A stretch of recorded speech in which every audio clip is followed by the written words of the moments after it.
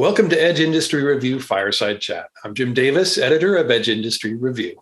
Our topic today, the complex relationship between hyperscaler cloud providers and carriers, the Verizons and British Telecoms of the world. Today's guest is Bill Lambertson, IBM VP of Edge and Cloud for the global telecommunications industry. We'll talk with Bill about why carriers aren't shying away from these partnerships, even though these companies will also be competing in some areas. Bill, why don't you introduce yourself and tell us about your role at IBM? Hey, Jim. Well, thank you very much. And I really appreciate the opportunity to be here. It's a really important topic and one that I certainly like to talk about. My role with IBM, I've been here about 20 years, and I do run our global telecommunications industry for cloud 5G and edge. And I have an opportunity to work with telcos around the world and helping them to monetize 5G solutions and actually compete in better compete with hyperscalers.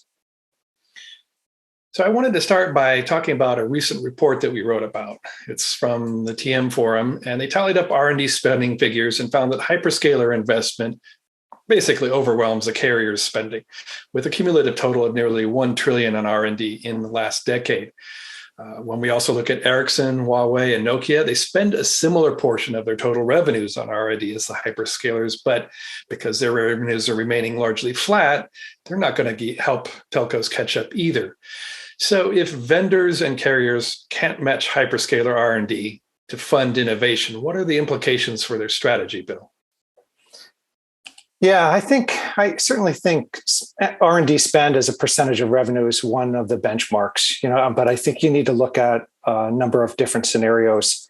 I think if you take a look as an example, IBM, we spend about 11 to 12% of revenues on R&D, and we've been the patent holder for a number of years in a row. So it's not always, an exclusive measurement of whether or not you're actually driving innovation and revenue. But I think when you look at telcos, they're going to have to partner, right? They're not going to be able to continue to invest in the locations. They're not going to be able to continue to invest in the innovation and the ecosystems that they need. And they're going to have to partner with the hyperscaler. But as we'll talk about as we go, but I also think that operators need a kind of a dual strategy. One is to partner and take advantage of those investments that are being made by the hyperscalers. And then the other is to invest on their own in the areas where they have permission. So the market has already seen lots of partnering. Microsoft Azure and AT&T, AWS and Verizon are but a few examples. And in many cases, however, those companies are also acquiring technology for private 5G networks that won't require the telco to build a network. What are your thoughts on how to address the balancing act for carriers between hyperscaler as competitor and partner? Yeah, I think when you look at the complex relationships between hyperscalers and telcos, there's a couple of different levels. One is from an advantage standpoint, operators want to take advantage of being first to market with 5G. And they know that the hyperscalers and the use cases that the hyperscalers are driving will drive 5G consumption. So as you saw with the likes of Verizon and Vodafone with AWS Wavelength, they were first to market, and each one of them have opened up a number of local data centers with Wavelength where they're providing the 5G and the network connectivity for the AWS solutions that are running on them. And that is really important for many leading operators. But what we're also starting to see is that these same operators are also recognizing that they want to capture more than just the network connectivity. And they know that much of the value is higher up the stack. In fact, many analysts estimate about 65% of the revenue in the profit pool is in the end-to-end application layer. So how do operators capture their fair share of that 65% pool and also maintain ownership of the clients? They don't want to give away the relationships that they've built with their clients. So you'll find many operators starting to look at additional channels to market for their 5G and edge solutions besides just through a hyperscaler. Well, it's interesting that you talk about the application stack. Certainly, companies like Deutsche Telekom approached innovation from a different angle, which was to leverage an external company like Mobile EdgeConneX to create platforms outside of that traditional telco corporate structure. And one of the ideas there was to enable a federated edge cloud, one that one could say would compete against hyperscalers. Yet that has been sold to Google. Do you have some thoughts on why that didn't pan out? Yeah, I think technically it is and was a sound solution. I think there are a number of reasons why it didn't pan out as many had hoped. First of all, they were one of the first to market. They were very early in the game, and they were focusing on the big problem, and that was, how do I create an ubiquitous capability for 5G and edge globally, and how do I enable a federated service so that you can roam from one provider to another? Now, that's not where all the money's being spent today. Today, a lot of the money is being spent on private 5G use cases or singular use cases in a network MEC. And so I think that federated access was a little bit early, still probably a little bit early yet, but it will be required. The other challenges that you face on the good and the bad side is that Deutsche Telekom was one of the major investors, and I think that essentially some of the operators, especially in Europe, may have felt that there might have been a little bit of a competitive threat there, and perhaps did not want to jump on that bandwagon. And then I think also when a number of projects that I personally was involved in where I was competing with Mobile EdgeConneX, I also found that they were very focused on the network interoperability amongst the edge, where hyperscalers are more focused on the end-to-end application services and the developer communities and the cataloging of systems. So I think, in my opinion, they may have been focused on the wrong things at the wrong time. And I think now, moving over to Google, there'll be an opportunity to bring out both of them, the ecosystem and the developer side of the equation, as well as taking the lessons that they've learned on the network side and apply it. Well, we could go down this path a little bit because Google has talked about making that software open source. So I don't know if you have some thoughts. Certainly IBM and with the Red Hat products is a big supporter of open source. I don't know if you have some early thoughts on what might be added by Mobile EdgeConneX to that community. Yeah, I think I'm a big fan of open source, and as is IBM. I mean, IBM invested many years ago in Linux, and at the time, I think it was like $1 billion investment that we made to the market, and it's been a huge success story for us, and we've benefited many times over by supporting open source software and developing solutions around open source and developing skills and services to support open source. And the latest example of that is the acquisition of Red Hat. And Red Hat OpenShift is by far the number one container-based platform, especially amongst telcos. Many telcos have built their business on Red Hat in the network and are transitioning to cloud-native network architectures like containers and Kubernetes, and Red Hat OpenShift is at the center of a lot of those transformations. So I think it certainly would make total sense for me if Google did that. It wouldn't surprise me because, as IBM has seen and Red Hat has seen, there's a lot of advantages to supporting open source communities and the developer communities because it brings tremendous innovation that a single software company simply cannot deliver on their own.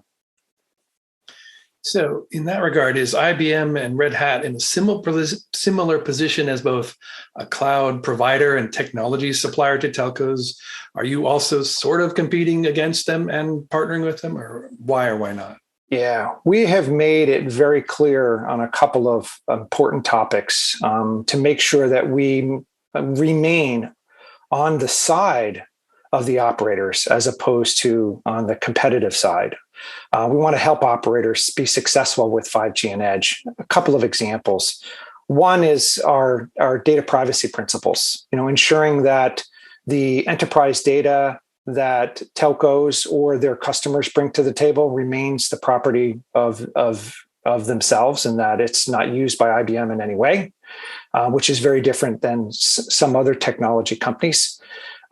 Number two, we are not making network functions. So as an example, there have been many of instances where individuals have commented on, should IBM also acquire some of these network function companies, these up and coming companies?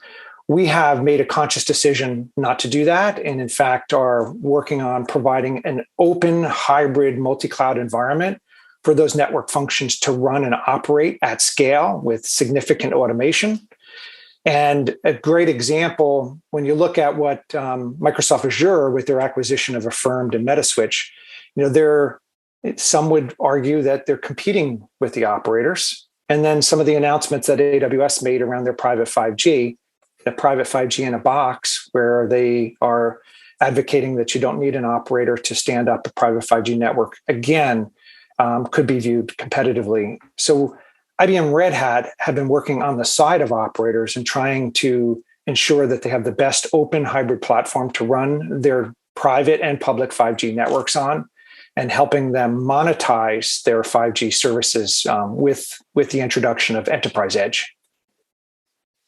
Yeah, those were some of the examples that I was thinking of that I was referencing earlier.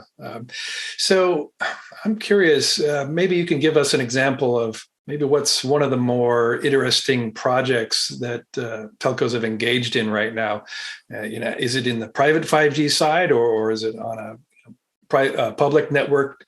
What's kind of one of the most interesting use cases that you think you're going to see in the market, in the next 18 months or so?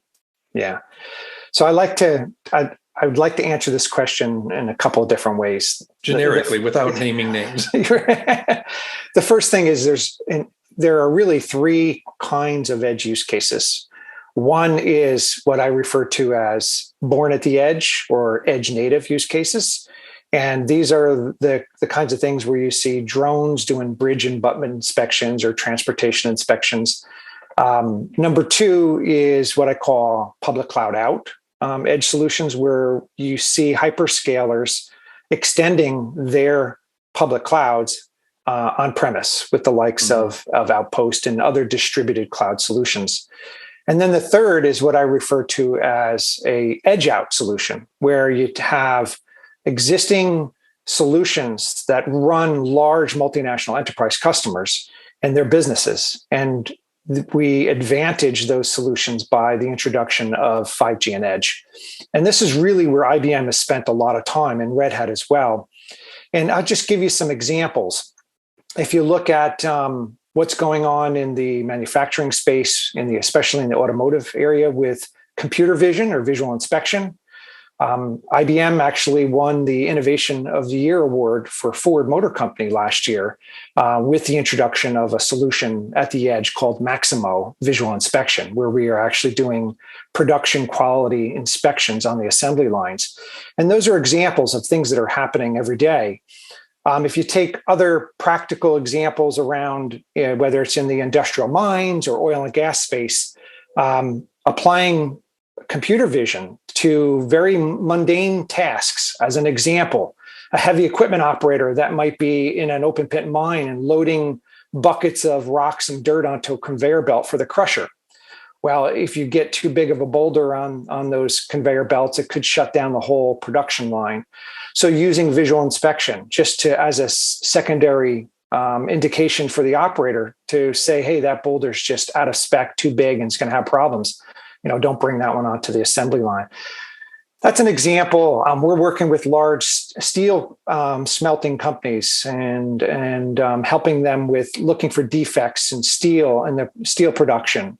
So there are a lot of really great use cases that might not be the born at the edge examples that everybody looks for, but these are examples that really help save large enterprise customers either a lot of money, or improve efficiency significantly, or improve the workplace safety, or help them avoid paying, for liabilities or insurance or other things that you might have. And these are really good use cases that IBM's been working on with large industry clients around the world for a long time.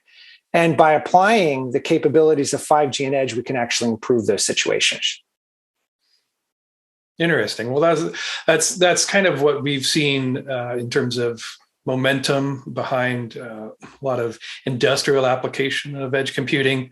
It's a lot of extension of similar use cases for computer vision, but in a slightly more connected fashion. Yeah, that's about all I can think of for today. Thank you very much for joining us. I appreciate you joining us to talk about the telco and hyperscaler landscape. My pleasure, Jim. Anytime.